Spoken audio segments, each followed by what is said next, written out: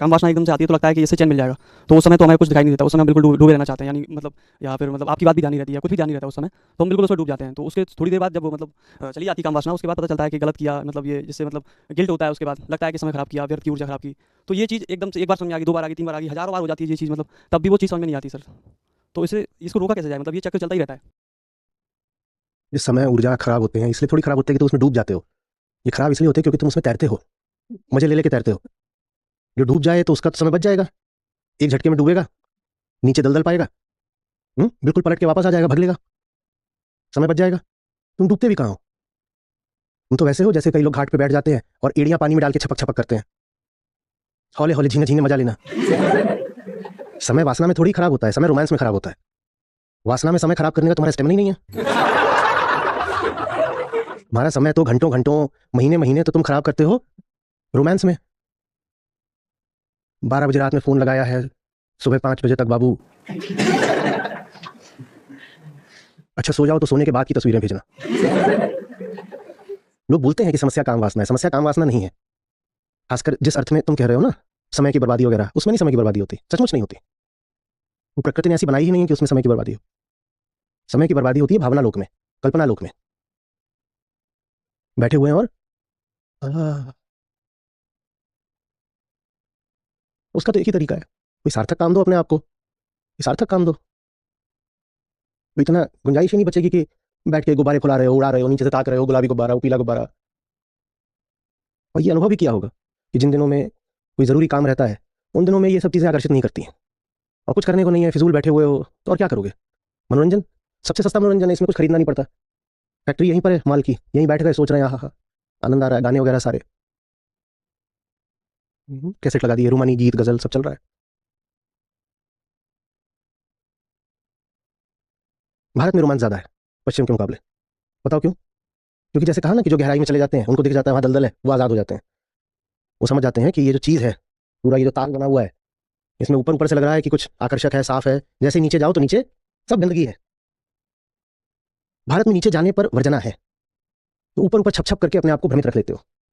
पश्चिम में वो तुरंत ही नीचे पहुंच जाते हैं। रोमांस पर वहां इसलिए कम समय बर्बाद होता है। यहाँ आप लड़की से बात करने से पहले 2.5 साल तक तो उसके बारे में सोचते हो। 2.5 साल देखेंगे, उसके बाद बात करेंगे, और बात भी क्या होगी? उसके आगे की बात तो गले में अटक जाएगी। ऐसे ऐसे करके पंचवर्षीय योजनाएं चलती हैं। 5 साल पहले ताड़ो, फिर एक शब्द बोलो, फिर किसी दिन जाकर के कुछ बात कर पाओ। ऐसे 15 साल बीत गए, तब तक उसका ब्याह हो गया। फिर 5 साल रो कहीं पर। हुआ है सर, ऐसा हुआ है पहले। हाँ। तो अब ये समय की बर्बादी है ना, ये राष्ट्रीय पेशा बन गया है हमारा, रोमांस, काल्पनिक, गुब्बारे।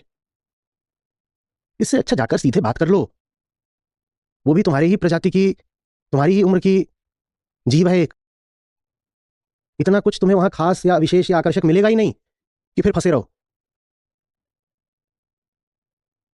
तुम्हारा कोई दोस्त यार होगा, उस पर कोई लड़की मरती होगी, तुम्हारा नहीं होगा, मान लो किसी और का होगा, है है वो दोस्त है ना एकदम एक नंबर का चिरकुट, और वो लड़की उस पर मरती है। क्यों मरती है? क्योंकि उसने आके कभी ढंग से बात ही नहीं करी उस लड़के से। बात करना तो छोड़ दो, अगर वो उसके 6 फीट के दायरे में भी आ जाए तो बदबू से ही भाग जाए। पर वो 6 फीट के दायरे में भी नहीं आएगी, वो दूर बैठ करके सपन सनोने बिल्कुल सजा रही है।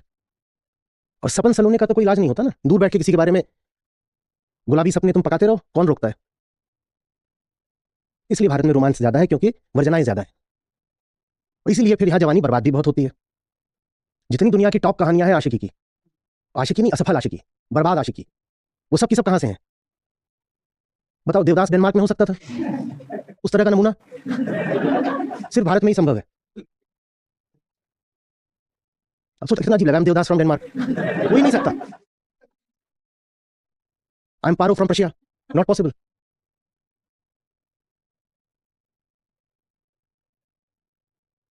जिससे बहुत आकर्षण हो उसके पास जाके परख लिया करो। परखने का कोई बहुत गड़बड़ मतलब मत निकाल लेना, 2 बातें कर लो, इतने में ही नशा उतर जाएगा। 2 बातें कर लो, थोड़ी देर के लिए भूल जाओ कि सामने वाले का लिंग क्या है, उससे इंसान की तरह 2 बातें कर लो, नशा उतर जाएगा। हमारे यहाँ बात करने का तो चलन ही नहीं है, क्योंकि बात में तथ्य उभर के आता है। हमारी संस्कृति है कल्पना की, तथ्य जानो ही नहीं। आज भी 2/3 लोग तो शादी तक भी अपने भावी साथी का तथ्य नहीं जानते, बात ही नहीं करी होती। और जब बात ना करी हो तो हम काहे को बुरा माने किसी के बारे में? अच्छा ही अच्छा सोचो ना। बढ़िया अपना वही सपन सलोने। किसी लड़की में ऐसा कुछ नहीं होता कि तुम फिदा हो जाओ उस पर। पूर्ण विराम। पूर्ण विराम। दुनिया में कोई लड़की आज तक ऐसी बनी ही नहीं है कि वो तुमको बड़ी शांति या तृप्ति दे देगी। कोई नहीं है। और ना किसी लड़की के लिए कोई ऐसा लड़का बना है जो उसकी जिंदगी के केंद्र पर बैठ जाए और उसके हृदय को बिल्कुल भर दे। ना ऐसी कोई लड़की है, ना ऐसा कोई लड़का है। हाँ, ऐसी लड़कियां हैं, लड़के भी हैं, कल्पनाओं में हैं। उन्हीं कल्पनाओं में जीने की हमारी आदत बन गई है। भारत में आज भी रोमांस जिंदा है तो कहाँ जिंदा है? मेट्रोज में थोड़ी जिंदा है, छोटे शहरों और गांवों में जिंदा है। वहां 20 वर्षीय साधनाएं होती हैं।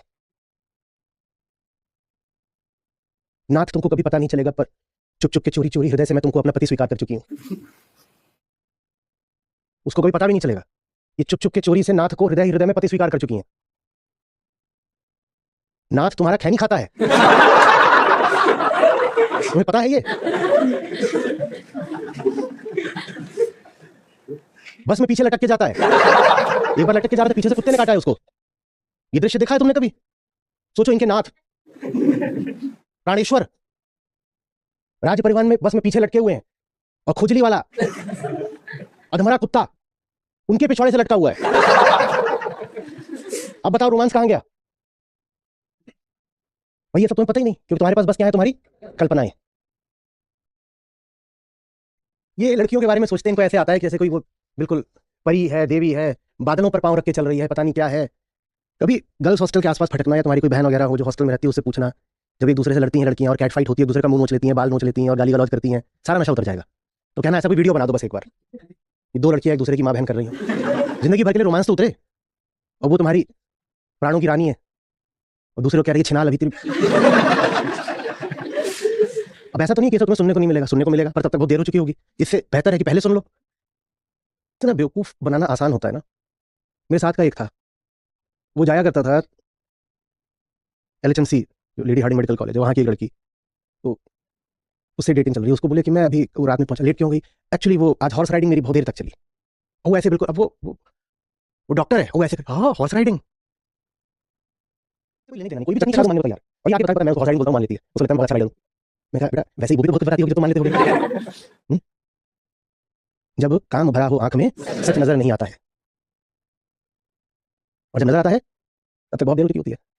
एक मुन्नू इधर, एक मुन्नू इधर, सर पहले मुन्नी की तलवार, 498 ए, फिर टाइगर हो गए। वो सब आशिकी थे, जो फिर बाद में रोए, क्या ये तो डायन निकली। न वो बड़ी थी, न वो डायन है, वो एक साधारण जीव है जिसको तुम्हारी काम से भरी हुई आंखें कभी परख ही नहीं पाई। ये बहुत साधारण प्रयोग, सोच लेना अपने बारे में, सबको पता, अपने बारे में गलतफहमी में बहुत नहीं। सोचो तुम्हारे जैसा आदमी भी किसी के सपनों का राजा हो सकता है। सोचो, जब तुम्हारे जैसा आदमी किसी के सपनों का राजा हो सकता है, तो फिर तुम्हारे सपनों की रानी कैसी हो सकती है? हो सकता है तुमसे भी गुजरी हो। हमारे तो साथ का होता था, उसकी गर्लफ्रेंड आती थी, इतनी अच्छी छोटी थी कि इसकी इसको इसको समझती क्या है? अब उसको ऐसे देख रही बिल्कुल एडमिरेशन में, माय बिल्कुल बंद।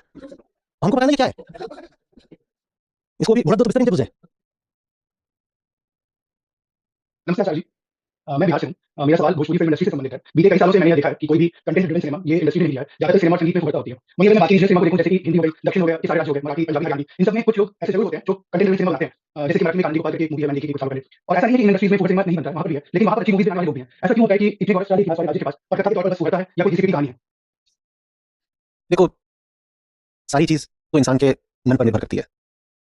एक बार आप किसी को भरोसा दिला दो कि जोड़ तोड़ से, जुगाड़ से नैया पार हो सकती है, या आस्था, कामना, मान्यता, रूढ़ि, अंधविश्वास, ये सब चीजें जीवन में सुखला सकती हैं, तो उसके बाद वो किसी आगे की चीज वो चाहता ही नहीं। क्यों चाहे?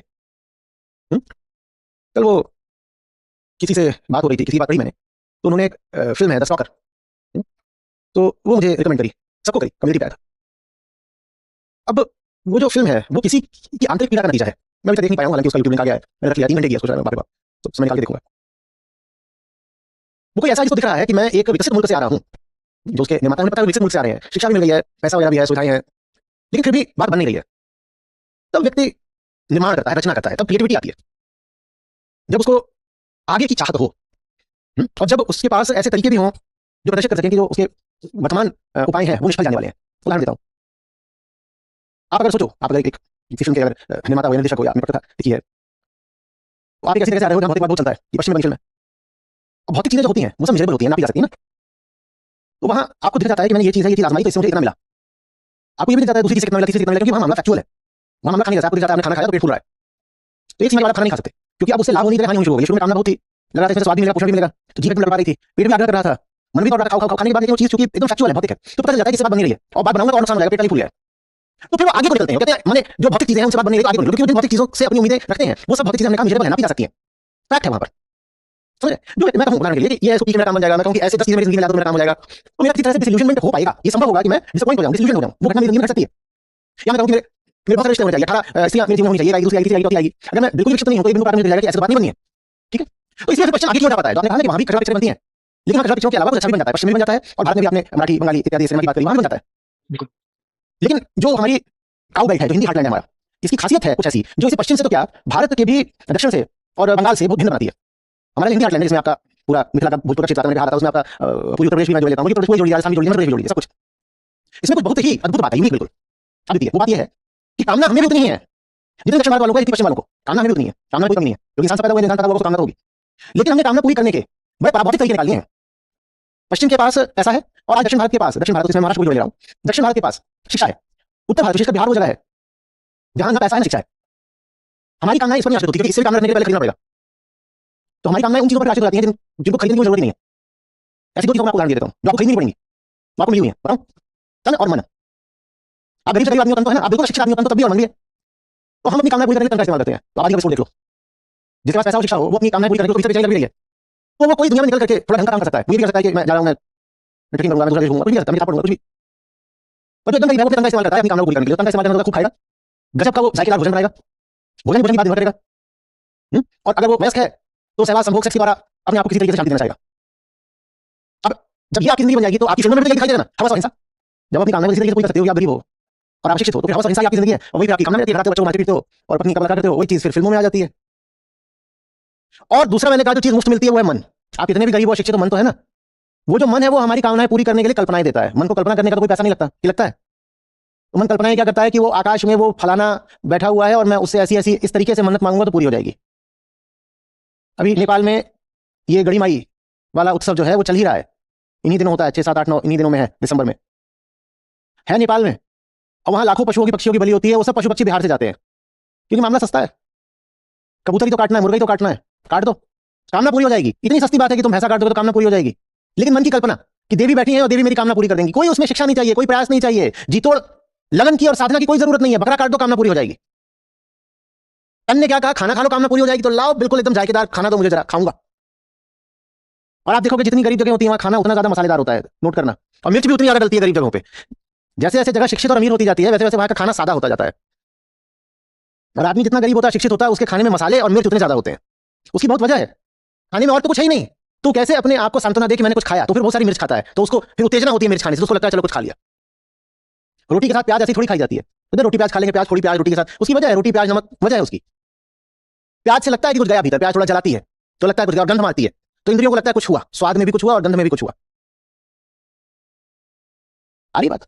तो हमने ये धारणा बना ली है कि जो कुछ भी पाना है वो या तो शरीर से मिल जाएगा, शरीर माने अपना शरीर माने दूसरे का शरीर, तो जिस हद की अश्लीलता हम पाते हैं भोजपुरी फिल्मों वगैरह में उसका ये कारण है कि शरीर से मिल जाएगा। गाने के बिल्कुल अश्लील बोल लिख दो, पैसे लग रहे हैं क्या इस बात के? कुछ नहीं लग रहे, बल्कि जितने अश्लील बोल लिखने उतने सस्ते में हो जाता है, उसके पैसे नहीं लग रहे। और बाकी कामनाएं पूरी करने के लिए क्या है? अंधविश्वास है, रूढ़ियां, कल्पनाएं हैं। वो फलाना पेड़ है, उस फलाने पेड़ से जाके मन्नत मांगेंगे तो पुत्र रत्न मिल जाएगा, लो कामना पूरी हो गई। अब जब आप इससे कामना करते हो ना तो इसका फॉल्सिफिकेशन हो सकता है, क्योंकि वो बिल्कुल मटेरियल एक साधन था, वो फॉल्सिफाई हो जाएगा। लेकिन जब आप मानसिक कल्पना से एक छवि बनाते हो और अपनी कामना वहां टिकाते हो तो कभी उसका फॉल्सिफिकेशन नहीं हो सकता। फॉल्सिफिकेशन माने वो चीज कभी भी असत्य सिद्ध नहीं हो सकती। हाँ, उसको झूठ नहीं साबित किया जा सकता। आप जाकर के बकरा काट आए और आपने चाहा था बकरा काटने से फलाने की बीमारी दूर हो जाए, घर में कोई था आपका इलाज कराने का तो पैसा है नहीं, तो उसने आपने कहा मैं मंदिर में जाके बकरा काट देता हूं, उससे उसकी बीमारी दूर हो जाएगी। गड़ी भाई दुनिया का सबसे बड़ा पशु हत्या का आयोजन होता है। वहां कहा जाता है कि देवी है बड़ी माई देवी, वो सपने में आई थी, उन्होंने कहा था कि अगर मुझे पशुओं का खून चढ़ाओगे तो तुम्हारी कामनाएं पूरी करूंगी। ये दुनिया का ये वर्ल्ड रिकॉर्ड है, सबसे बड़ा आयोजन होता है, 5 साल में एक बार होता है। और वहां सब पशु जो है वो ज्यादातर बिहार से जाते हैं, कुछ थोड़े बहुत पूरी उत्तर प्रदेश से आते हैं और कुछ नेपाल के जो सीमांत इलाके वहां से आते हैं। दुनिया का सबसे बड़ा पशु वध का आयोजन होता है। लेके गए एक जन बकरा काट दिया कि घर में जो बीमार है उससे ठीक हो जाएगा, वो ठीक तो हुआ नहीं, मरी गया। तो इससे जो पूरी बात थी, जो पूरी मान्यता थी, वो फॉल्सिफाई नहीं हुई। फॉल्सिफाई माने उसका असत प्रदर्शित होना, माने उसका पर्दाफाश होना, माने उसके झूठ का प्रदर्शन हो जाना, वो नहीं हुआ है। बल्कि कहा यह जाएगा कि देवी ने उन्हें अपने पास बुला लिया, यहां जमीन पर थे, बीमारी में दुख पा रहे थे, देवी ने अपने पास बुला लिया, देवी के चरणों में सुख पाएंगे। कुछ फॉल्सिफिकेशन नहीं हुआ। जब जहां पर आपने अपनी कामना स्थापित कर रखी है वो कभी फॉल्सिफाई ही नहीं होगी, माने झुटलाई ही नहीं जाएगी, तो आप आगे नहीं जाओगे कभी बाबा। हम आगे नहीं जा पा रहे हैं क्योंकि हम ऐसों से कुछ मांग रहे हैं। जिन्होंने दिया कि नहीं दिया, ये बात सबूत के साथ कभी प्रदर्शित करी नहीं जा सकती। नहीं समझे? हाँ, मैं कहूं कि मैं फलाना काम करूंगा तो उससे मुझे कुछ मिल जाएगा। अभी हम आंतरिक शांति की बात कर रहे हैं, फिर दोहरा के बता रहा हूं, पहले बता दिया फिर बोल रहा हूं। मैं कहूं कि मैं इसको पीऊंगा बार बार तो शांति मिल जाएगी, तो मेरी इस धारणा में झूठ था, ये बात खुल जाएगी, क्योंकि कितना भी पी लो शांति नहीं मिलती।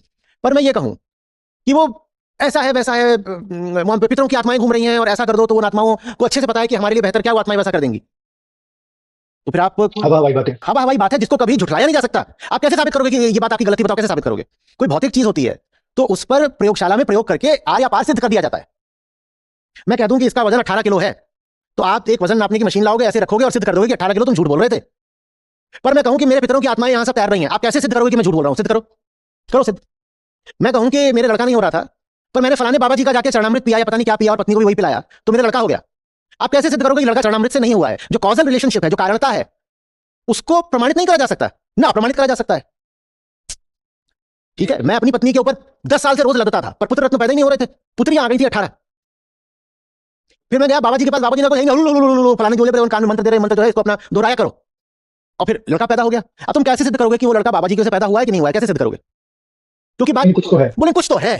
अब वो गिलास जैसी ईमानदार चीज नहीं है ना कि वजन था, नाप लिया, पक्का हो गया कि 18 किलो की, नहीं, ये बात खत्म हो गई। अब इससे कोई उम्मीद रखी नहीं जा सकती 18 किलो की। लेकिन बाबा जी से और धारणाओं से और अंधविश्वासों से उम्मीद टूट नहीं सकती, क्योंकि उनको फॉल्सिफाई करने का, उनको असत्य प्रमाणित करने का कोई तरीका होता नहीं है, तो वो उम्मीद अखंड बनी रहती है। तो आदमी फिर कभी आगे नहीं जाता, बियॉन्ड नहीं जाता, ट्रांसेंड नहीं करता, वो उन्हीं चीजों में बस लिपट के रह जाता है, हमेशा के लिए उन्हीं चीजों में वो फंसा रह जाता है। आगे बढ़ने के लिए, अभी सूत्र इसको समझ लीजिए, जीवन में आगे बढ़ने के लिए पीछे की उम्मीद का टूटना बहुत जरूरी है। आप जहां रह रहे हो, अगर आपको उम्मीद बनी हुई है कि वहां रहते रहते ही आप तर जाओगे, आपकी प्रगति हो जाएगी, तो आप वो जगह कभी नहीं छोड़ोगे। आप आगे बढ़ पाओ, आप बेहतर जगह पहुंच पाओ, इसके लिए पहले ये उम्मीद टूटे कि आप जहां हो वहां कुछ नहीं हो सकता। लेकिन अगर वो उम्मीद आपने किसी इंटेंजिबल चीज पर डाल दी है, हवा में तैर रही है, मेरी ऐसी धारणा है, हमारे यहाँ ऐसा माना जाता है, ये है वो, आपने इंटेंजिबल चीज पर डाल दी है, तो उम्मीद कभी टूटेगी नहीं। जब उम्मीद कभी टूटेगी नहीं पूरी तरह से, तो आप कभी आगे बढ़ोगे नहीं। ये सब शिक्षा के अभाव से हो रहा है, और कोई बात नहीं है। भारत में सबसे कम साक्षरता दर अगर कहीं पर है तो हमारे इन्हीं राज्यों में है, और जिनको वहां साक्षर बोलते भी हैं वो ज्यादातर नकली साक्षर है।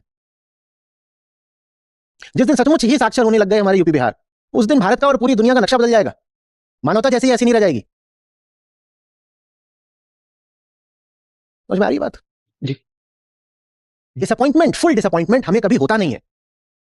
इसमें फुल डिसअपॉइंटमेंट हम अफोर्ड कर लेते हैं। थोड़ा इंग्लिश बोल रहा हूं, पता नहीं लोग समझ कारणता वगैरह समझ रहे हैं कि नहीं। इसमें फुल डिसअपॉइंटमेंट हम अफोर्ड कर लेते हैं क्योंकि इसमें कोई इमोशनल इन्वेस्टमेंट नहीं है ना। लग रहा था किसी ने कहा 18 किलो का, हमने नापा 18 किलो का, निकला नहीं, तो कहते नहीं 18 किलो का, इससे उम्मीद छोड़ दो, क्योंकि इससे कोई नाता नहीं था, इससे हमारे कोई धार्मिक संस्कार नहीं जुड़े हुए थे, तो हम क्या देते हैं, इसको छोड़ दो। लेकिन जिन चीजों के साथ आपने भावना जोड़ दी और कह दिया कि संस्कृति है और गौरव है, वो सब जोड़ दिया, वहां पर पहली बात तो साबित हो नहीं सकता कि वो चीज नकली है, और दूसरी बात साबित हो भी जाए तो आपका जो झूठा भ्रम है, गौरव है, अहंकार है, वो आपको उन चीजों को छोड़ने नहीं देता। जब छोड़ने नहीं देता तो आप उनमें फंसे रह जाते हो, जब फंसे रह जाते हो तो कभी आगे बढ़ नहीं पाते। तो फिर जो समाज में हो रहा है वो फिल्मों में दिखाई देता है, जो समाज में हो रहा है फिल्मों में दिखाई देता है। फिल्म कोई समाज से अलग थोड़ी हो सकती है। समाज ही बहुत टुच्ची चीजों में जब फंसा हुआ है तो फिल्मों में भी वही टुच्चाई दिखाई देती है। सिर्फ एक इसका उपाय है, शिक्षा। शिक्षा, और शिक्षा के लिए कभी भी शिक्षा मंत्री पर, शिक्षा विभाग पर आश्रित मत रह जाइएगा, क्योंकि अगर जनमानस, इलेक्टोरेट शिक्षित हो गया तो फिर इन नेताओं का क्या होगा? बहुत सारी पार्टियां हैं वो तो चल ही सिर्फ तब तक सकती हैं जब तक कि वोटर अशिक्षित है, तो वो तो और कोशिश करती है कि शिक्षा फैलने ना पाए, क्योंकि अगर थोड़ा सा भी शिक्षित और समझदार हो गया वोटर, तो उन पार्टियों ने जो झूठ और प्रोपेगेंडा और फालतू प्रचार कर रखा है और तमाम तरह की साजिशें, उनको उठा के लात मार के फेंक देगा बाहर। शिक्षा की जरूरत है। और शिक्षा से आशय मेरा ये तो है ही कि आपको समाज शास्त्र का पता हो, आपको भूगोल का पता हो, इतिहास का पता हो, गणित का पता हो, लॉजिक का, तर्क का बहुत जरूरी है पता हो, और अपना भी पता हो। आंतरिक शिक्षा माने अध्यात्म, ये जब आता है तो आदमी फिर आगे को बढ़ता है। ये आता है तो फिर इसकी आहट, इसकी आगमन की गूंज आपकी कलाओं में दिखाई देती है, जिसमें फिल्में भी शामिल है, जिसमें साहित्य भी शामिल है। हम बहुत गलत तरह की धारणाओं के मकड़जाल में फंस गए हैं। हमें एक एक सांस्कृतिक पुनरुत्थान की जरूरत है, पुनर्जागरण की जरूरत है। संस्कृति के नाम पर हमने बहुत कचरा कूड़ा, बहुत सारी अपनी गंदी आदतों को पूजना शुरू कर दिया है। हम जानते भी नहीं संस्कृति होती क्या है, और जहां जो अंधविश्वास, जो रूढ़ी, जो पुरानी सड़ी गली प्रथा आदत चल रही है, हम उसी को पूज रहे हैं। और अगर हम यही पूछते रहेंगे तो वही होता रहेगा जिसको देख के आपको दुख है। वो जो सड़ांध है वो आपको गानों में भी दिखाई देगी, फिल्मों में दिखाई देगी, टूटी हुई सड़कों में दिखाई देगी, गंदे मकानों में दिखाई देगी, सरकारी दफ्तरों के भ्रष्टाचार में दिखाई देगी। हर जगह आपको जो भीतरी हमारी संस्कृति है उसकी दुर्गंध बाहर दिखाई देगी। भारत को इस वक्त वास्तविक धर्म की जरूरत है। हमें शिव चाहिए, हमें तांडव चाहिए। भारत के पास बहुत सारा सड़ा पुराना कचरा कूड़ा इकट्ठा हो गया है, हमें सफाई की जरूरत है। आज भारत में धर्म का मतलब ही होना चाहिए शिवत्व। हमें एक प्रकार की आंतरिक प्रलय चाहिए कि भीतर हमारे जो कुछ भी बहुत पुराना जमा हो गया है वो सब बिल्कुल राख हो जाए। तांडव चाहिए भीतर।